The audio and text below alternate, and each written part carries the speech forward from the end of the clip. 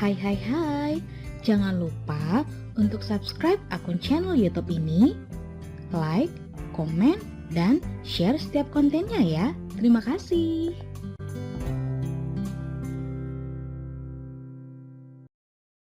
Lelaki itu berbelok, lalu mereka sampai di depan sebuah pintu dari kayu mahoni yang diukir indah.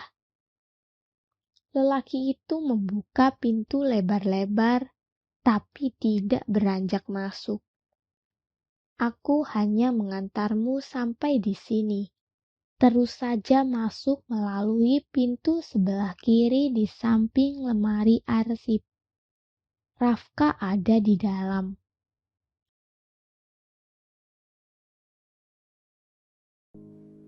Rena tersenyum. Terima kasih. Setelah lelaki itu meninggalkannya, barulah Rena masuk. Rena yakin ruangan itu adalah ruang kerja. Rena mengernyit ketika melihat beberapa foto Maya tergantung di dinding. Mungkin ini ruang kerja mucikari itu, pikir Rena. Rena menoleh ketika terdengar suara desahan seperti orang yang sedang bercinta.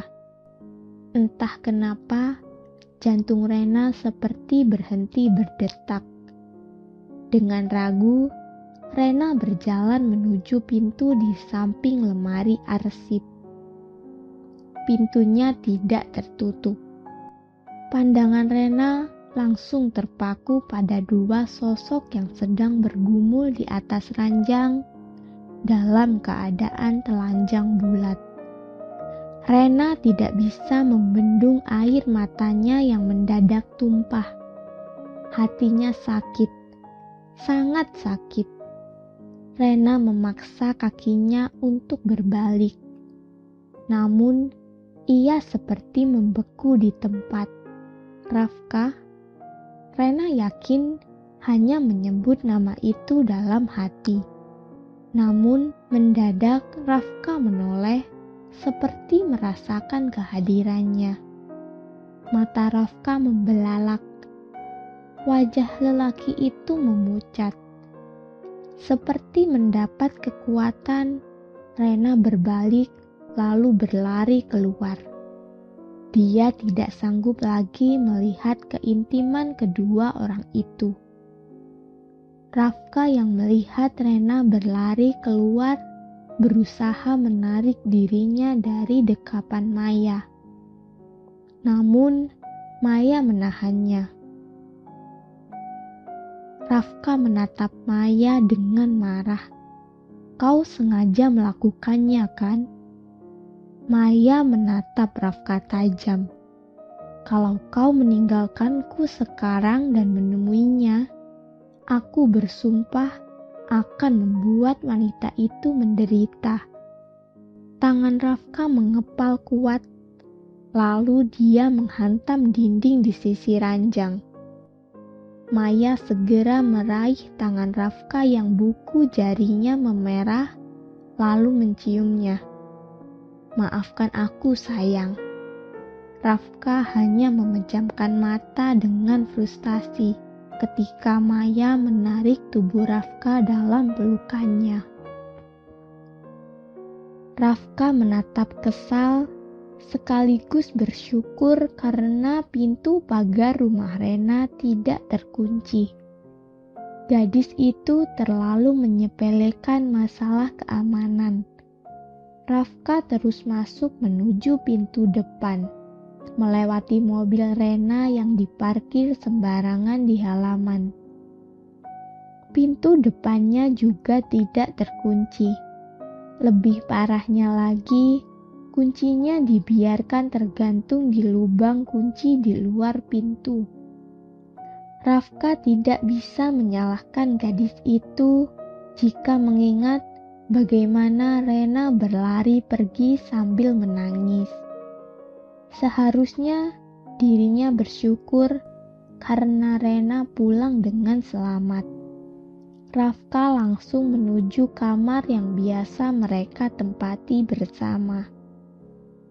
Pintunya dibiarkan terbuka. Gadis itu sedang duduk sambil memeluk kedua kakinya, bersandar di sisi ranjang. Posisinya membelakangi pintu, dengan pandangan tertuju pada jendela besar yang terbuka. Samar-samar, Rafka bisa mendengar suara tangisan tertahan. Rafka mundur menjauhi kamar Rena, lalu menuju ruang tengah. Dengan letih, Rafka melepas sepatu, kaos kaki, dan jaketnya, lalu berbaring di atas kasur lantai. Salah satu tangannya dijadikan bantal. Pandangannya menerawang ke langit-langit rumah. Sekitar jam 6 tadi pagi, Maya berangkat. Cepat-cepat Rafka menemui Alan. Dia meminta sahabatnya agar mengarang cerita bahwa dirinya sakit dan tidak boleh diganggu. Semua orang di Fly Club sudah tahu jika Rafka sakit, tidak ada yang boleh menemuinya, kecuali Alan. Bahkan, Maya sekalipun tidak memaksa untuk bertemu dengannya ketika dirinya sakit. Rafka ingin menghabiskan waktu bersama Rena selama Maya pergi. Sejujurnya, Rafka benci pada dirinya sendiri karena ia begitu lemah. Kelebatan kenangan beberapa tahun yang lalu muncul di benak Rafka. Rafka menatap tangannya yang menjadi saksi insiden berdarah waktu itu.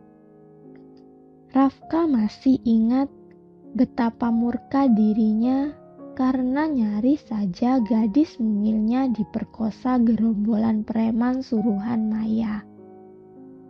Alasannya hanya karena Rafka tidak mau diajak berhubungan intim dengan Maya. Saat itu adalah pertama kalinya Maya mengajak dirinya berhubungan intim. Untung Rafka dan Alan berhasil mencegah insiden itu.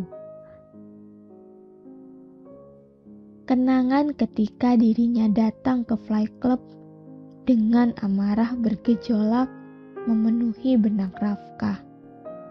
Sambil berjalan menuju ruangan Maya, Rafka meraih botol whisky yang ada di meja bar.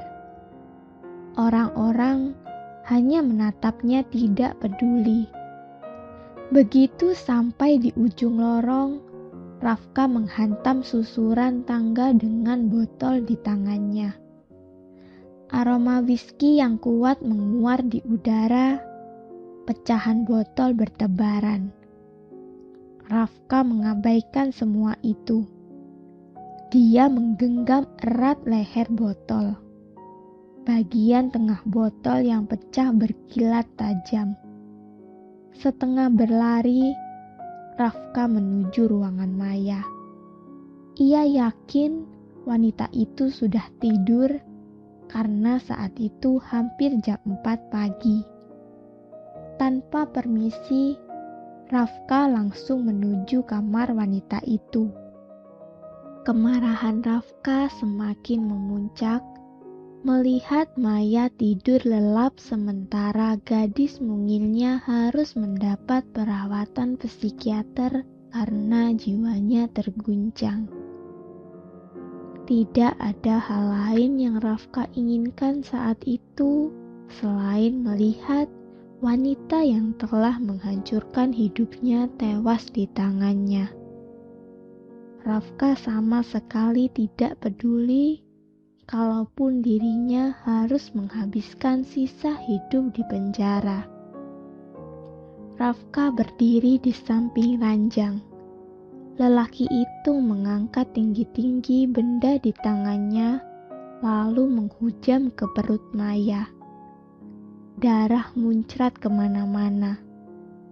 Tubuh Rafka juga bermandikan cairan merah kental itu. Mata Maya membelalak. Bibirnya terbuka namun tidak ada suara yang keluar. Maya menatap Rafka nanar. Awalnya tampak terkejut, namun perlahan senyum sayang muncul di bibirnya yang juga basah karena darah dari mulutnya. Senyum Maya serasa menikam jiwa Rafka. Senyum itu juga membangkitkan kenangan ketika mereka masih hidup bahagia bersama. Betapa dulu mereka saling mencintai. Rafka menunduk, tatapannya terpaku pada darah di tangannya.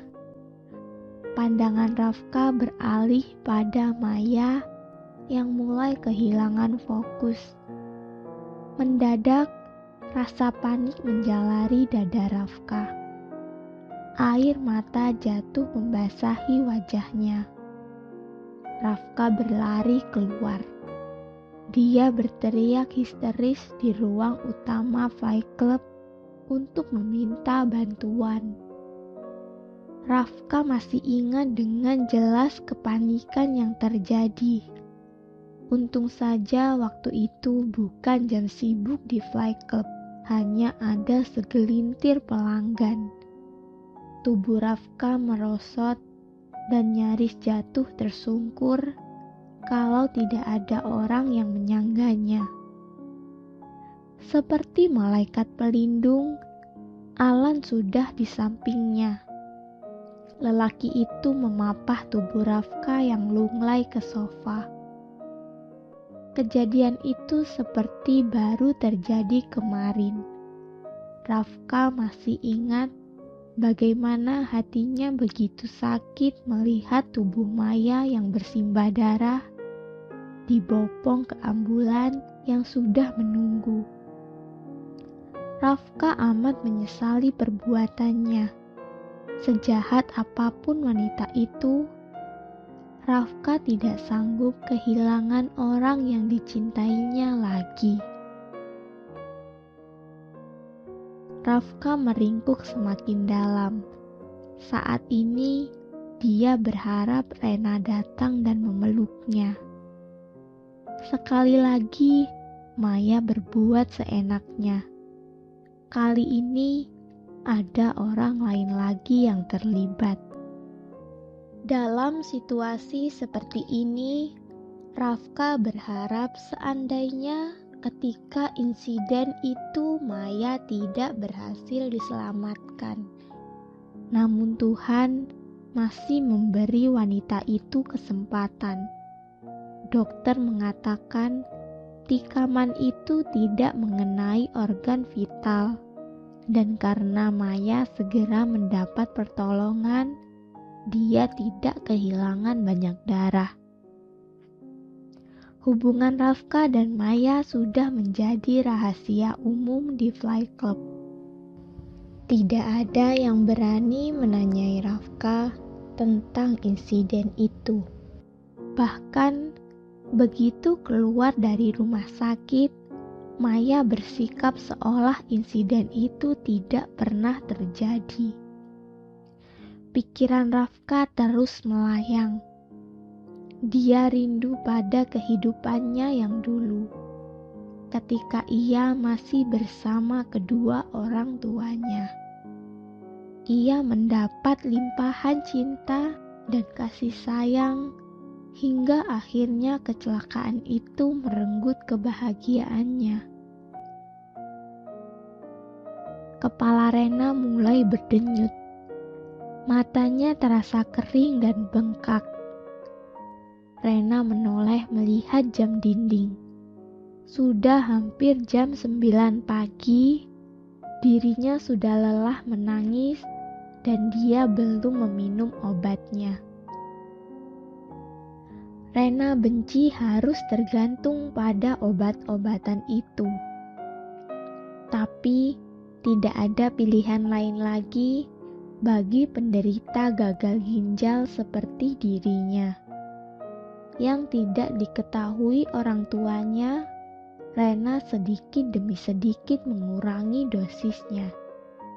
Dia berharap suatu saat nanti tidak tergantung pada obat-obatan itu.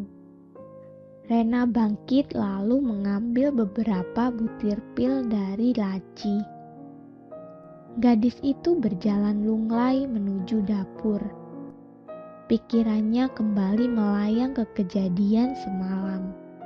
Rena telah menghabiskan waktunya selama berjam-jam untuk memaki-maki Rafka dan Maya. Lalu kesadaran menghantamnya dengan menyakitkan. Itulah pekerjaan Rafka. Memang seperti itu yang biasa dilakukan Rafka.